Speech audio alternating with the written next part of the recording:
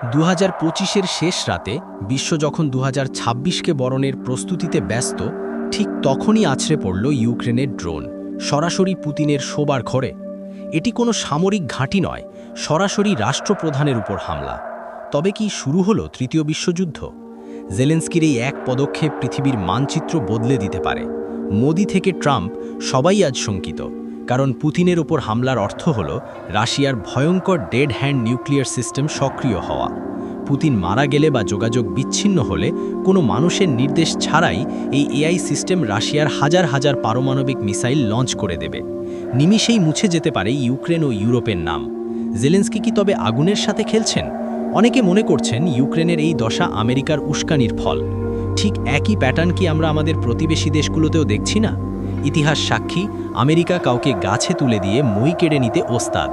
এই ভুলের মাসুল দিতে হচ্ছে সাধারণ মানুষকে। আপনার কি মনে হয়, ইউক্রেনের এই পদক্ষেপ কি ঠিক? কমেন্টে জানান। ভিডিওটি শেয়ার করুন এবং অন্তর্বিনাকে সাবস্ক্রাইব করুন। জয় হিন্দ।